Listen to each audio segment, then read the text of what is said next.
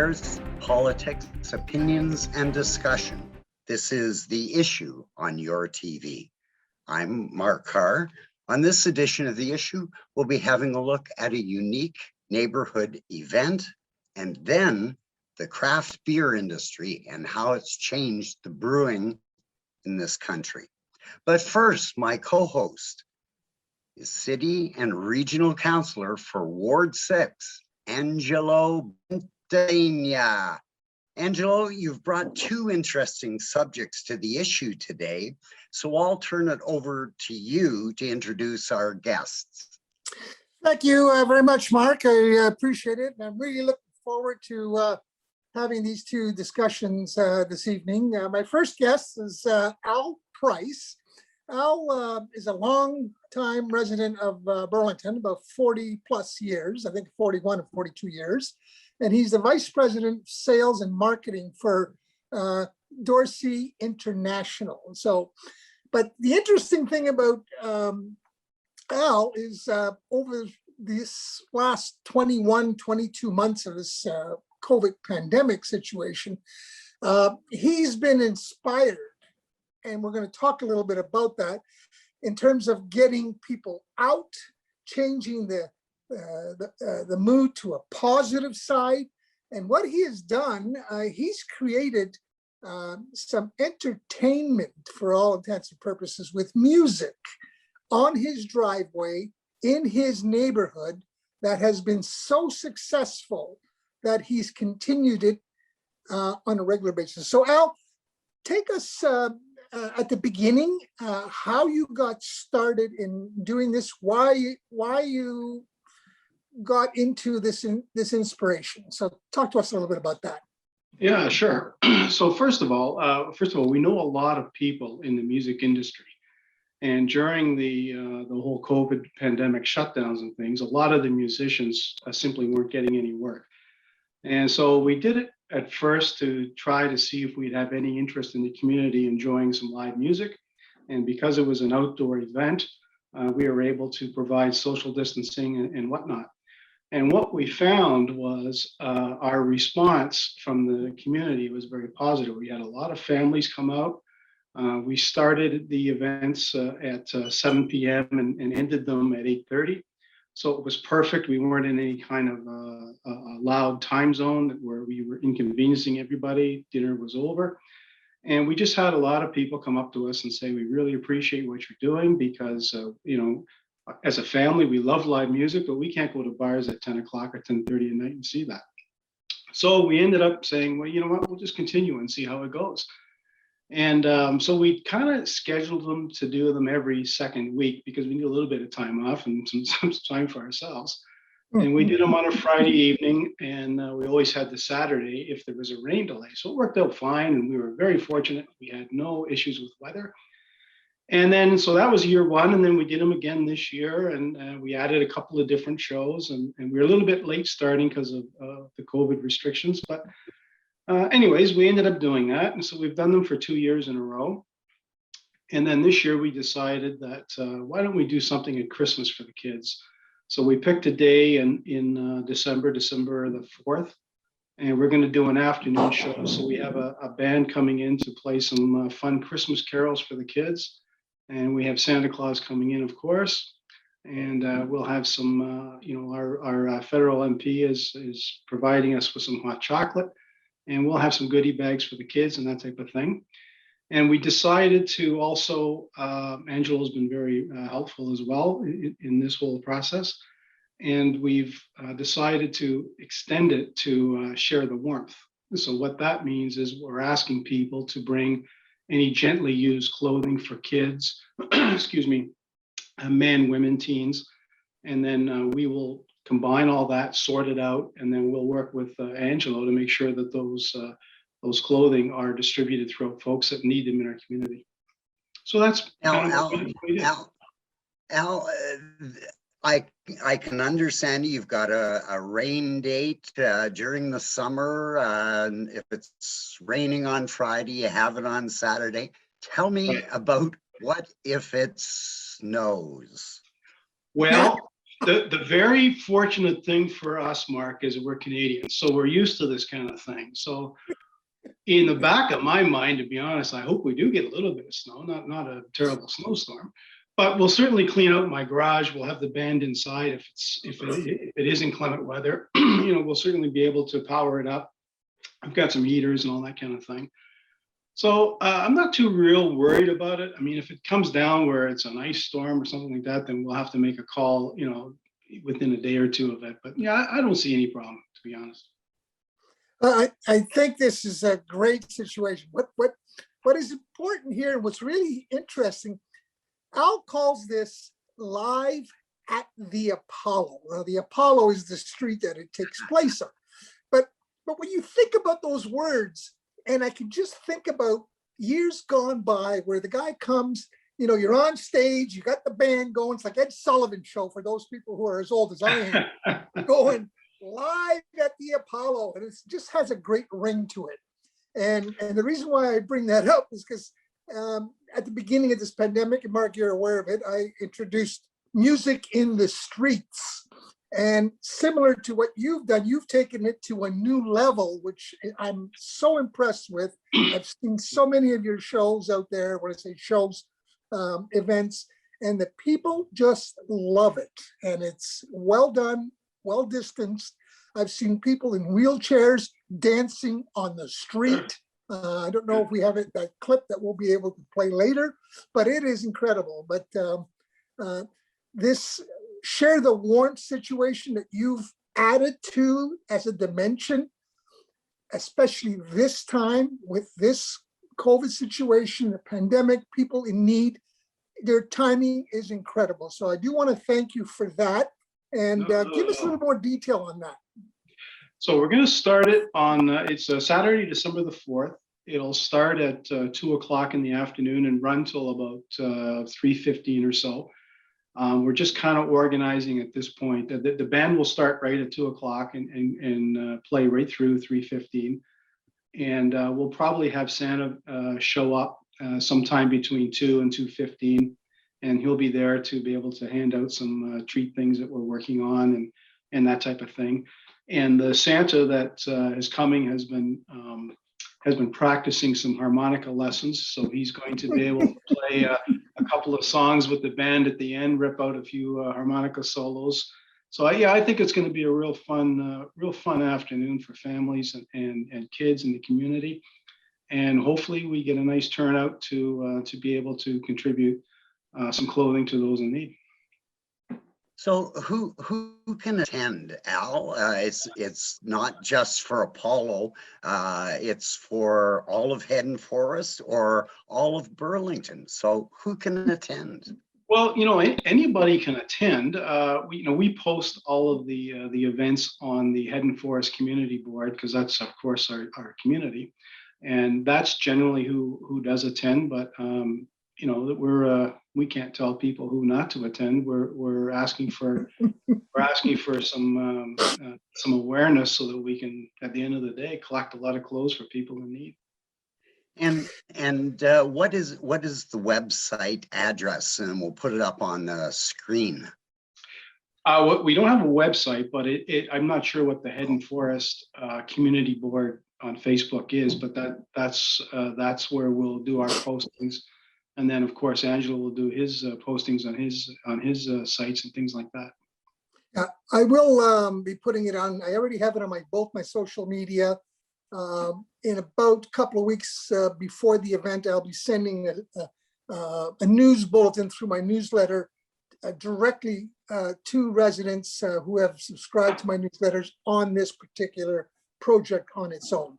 To get back to your question, Mark, about who's attending, it is obviously open to everyone, but we're trying to get the public to understand that these are great opportunities for us in this community to do good things in our neighborhoods.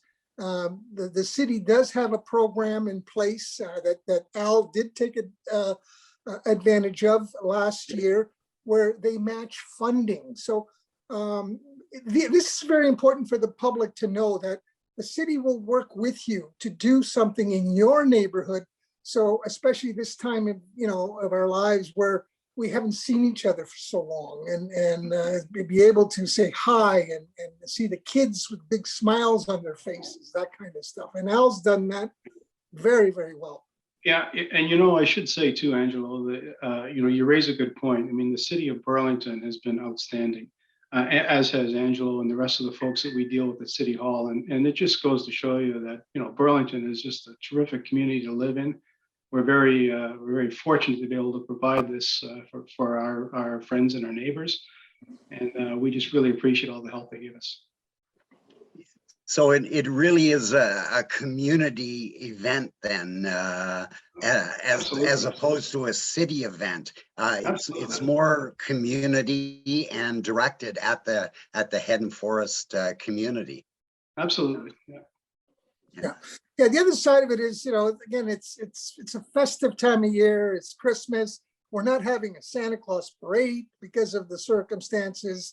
The kids need to see Santa, and sometimes you can't get to the mall. So this is a great opportunity to be able to say hi to Santa and give him your wish list if you can. But we're looking to have a great time. And if you get a second, Al, tell us how you get the people to play at these, the Christmas music or the regular music. How do you manage that?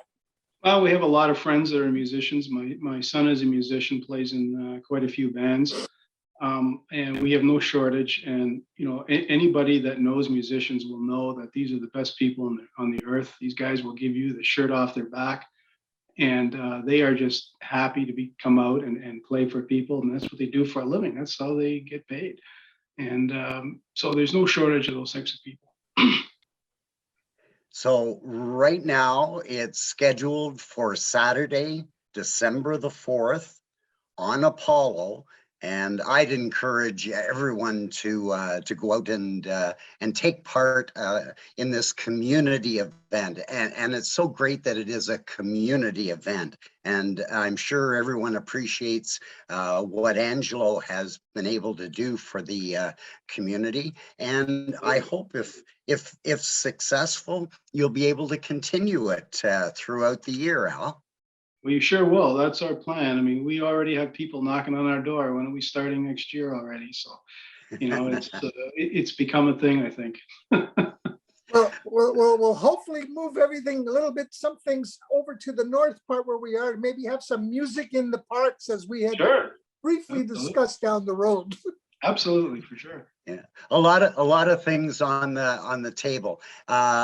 Al Price from Apollo Crescent, and what's happening at Apollo is a great name for the event, and we appreciate you coming on the issue today, Al.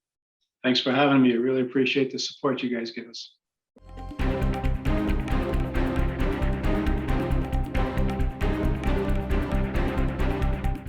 Now we're going to go to John Romano, the CEO, President, Chief Bottle Washer, and he takes out the garbage for Nickelbrook Brewing.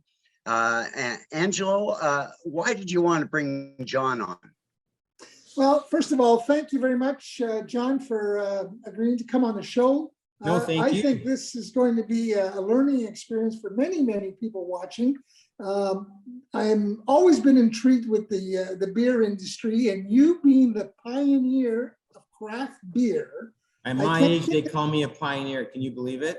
I can't think of anyone else when you started making beer to what you have today. Today, craft beer has changed the industry, making the big guys going, oh, we better pay some attention here, because the product has gone from regular beer to flavored beers to my wife, who hasn't touched a bottle of beer since I've known her in 47 years, is actually enjoying some of your craft beers. So, wow. Tell us a little bit about the evolution of where you came from and where you are today.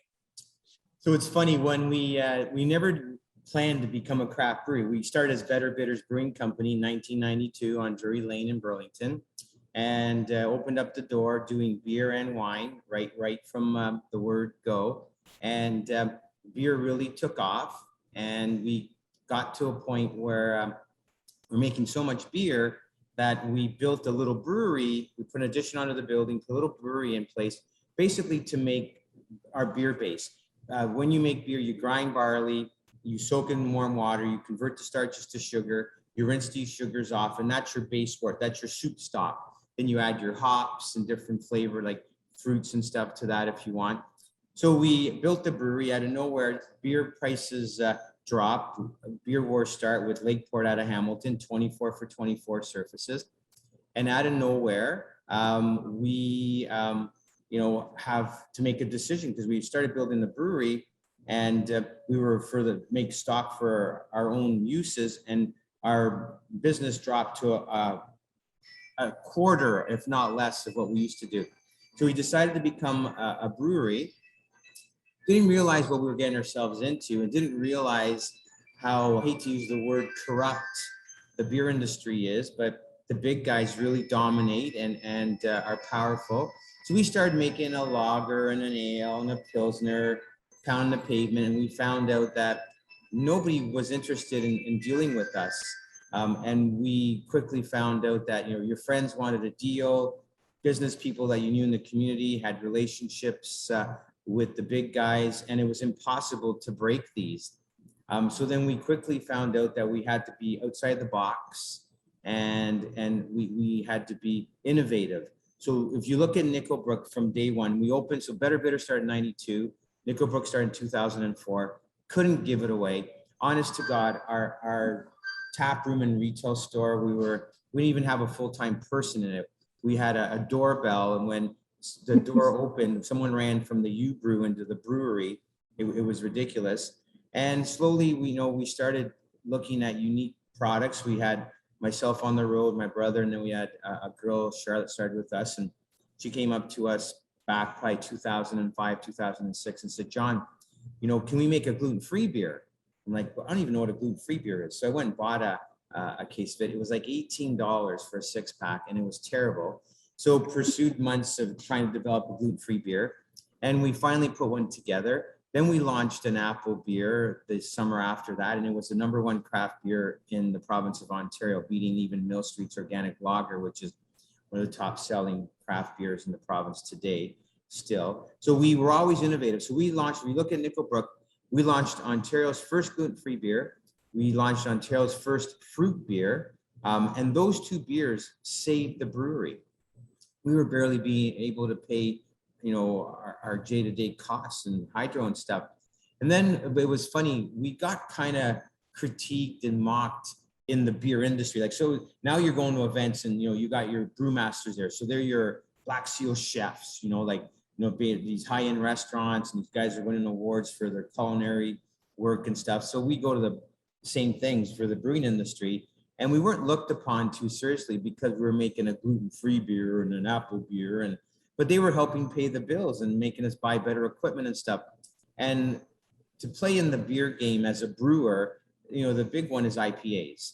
So we decided to focus on IPAs, and we got all our brewmasters together. We had 2-3 of them at the time, one senior, a couple of juniors, and they brought together all the IPAs that they were fond of in Canada, United States, and we put together a recipe and we launched Headstock. And Headstock, actually, we sent it to the American Brewing Awards. This would have been probably 10 years ago, and ends up taking a gold. And does not Headstock become the #1 IPA in Ontario for numerous years? And then finally, we started being taken seriously. So all of a sudden, Nickelbrook's making a gluten-free beer, an apple beer, and a big IPA. 8% alcohol, very strong in IBUs, which is units of bitterness. So we're always unique. And then we started playing with barrels. We had the largest barrel program. We were getting bourbon barrels from Kentucky that were 12 to 15 years old. And we started aging beer in them. And we launched Old Kentucky Bastard, and then Cafe del Bastardo and Winey Bastard. And these beers became the #1 craft beers in Ontario. Old Kentucky's rated #1 craft beer in Ontario. Cafe's rated #1 craft beer in Canada. And then the big change was beers were becoming sour. That's where your wife is probably starting to like them. They're not really a true beer. They're like sourdough bread, or if anybody drinks kombucha, which is the fermentation of teas and sugar with a bacterial culture. So it's actually very good for your digestive.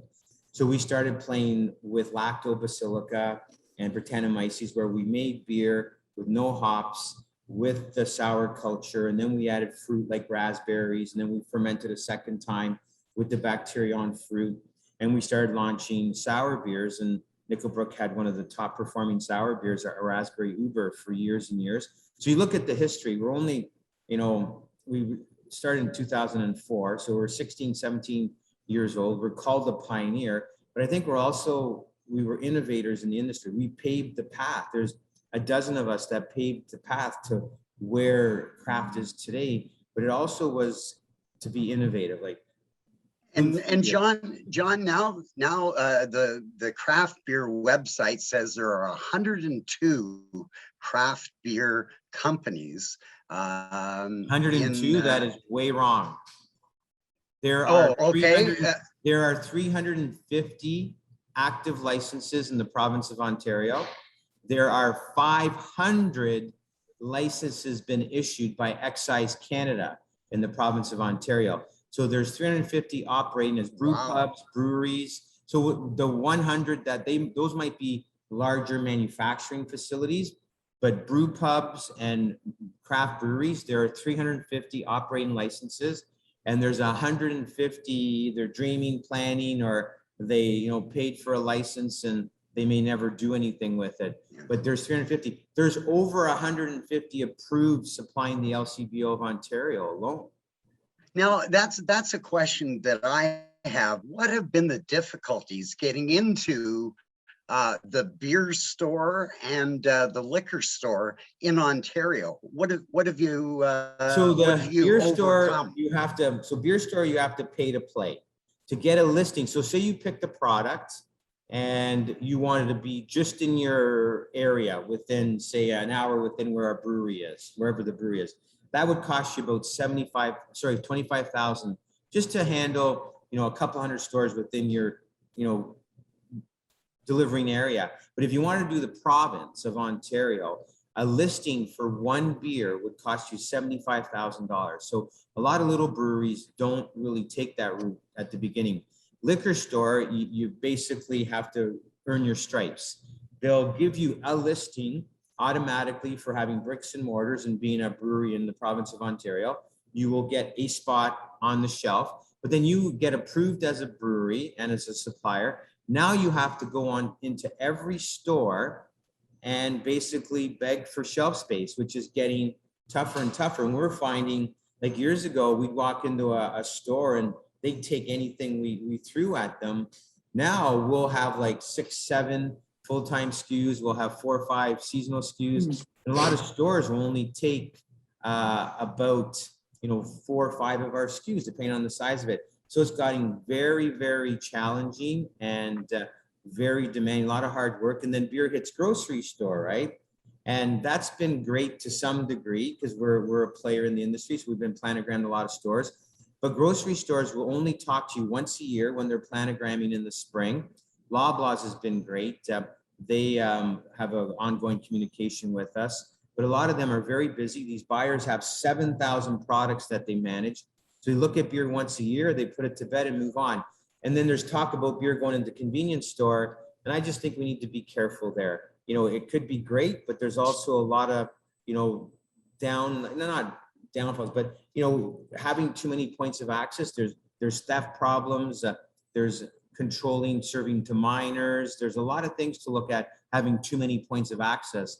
We have to appreciate that we have a liquor store and a beer store and now 400 or more grocery stores selling our beer. So beer is available in probably almost 2,000 points of access now, which is quite a bit, right? I do want to ask you quickly, John, because we're going to run out of time. But I talk a lot. To stay competitive, you got to grow, and you're building a new brewery on Mainway here in Burlington, and talk to us quickly about that, and also your contribution contribution to the community? I know you're a huge contributor to community. So, it's funny how how we contribute to community. As you grow as a human being or a person, things change and things hit home. We had a sister who died of leukemia. Mom lived around a McDonald house, and Frank Sakari walks into my place 25 years ago and says, "John, can I put this coin box on your table for Ronald McDonald House? He's not generating any money." And all of a sudden, you start doing golf tournaments, barbecues, and then your mom has a heart attack in her 50s, and you start helping heart and stroke, and then they think your daughter has mental issues when she's born, and you start getting into helping people at community living, and we've had employees from there for years. So it's stuff that hits home, and as you become, say, successful in business and in life, and you start to give back, and that's how that all happened, and things hit home. And Mainway, like we love Burlington, and Burlington's been very good to us. It wasn't at the beginning, let me tell you. I was beating myself against the head every day trying to sell our beer in town, but it's changed a lot. Our tap room in Burlington does amazing.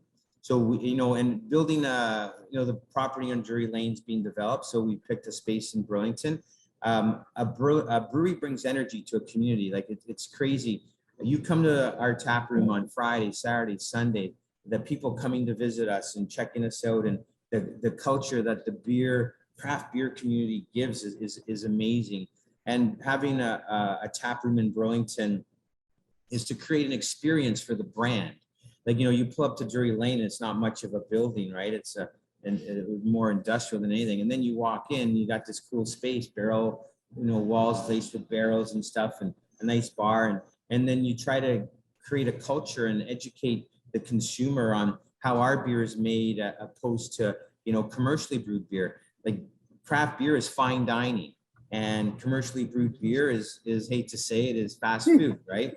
And hate to be blunt, but that's, if I had to put it some way, that's what it is. And today's consumer. Well, talking about being blunt, John, we're out of time. If you What? You guys got to extend this. You got to give me more time. You should have known better, Ange. You can't give me 20 minutes. 20 minutes is nothing with me. That's like having a couple of sips of a coffee. So I'd like to thank our guests today, John Romano. I think we should extend this show. Add 10 more minutes to it. Who's in charge here? Who's in charge? I want to speak to the boss. And Al Price from Music in the Streets on Apollo Crescent. And of course, to my co-host, Region and City Councilor, Ward 6, Councillor Angelo Bentivegna. You can watch The Issue Tuesday nights at 8 p.m. with repeats throughout the week. I'm Mark Carr for The Issue on your TV. Truly local. Stay safe and healthy, everyone.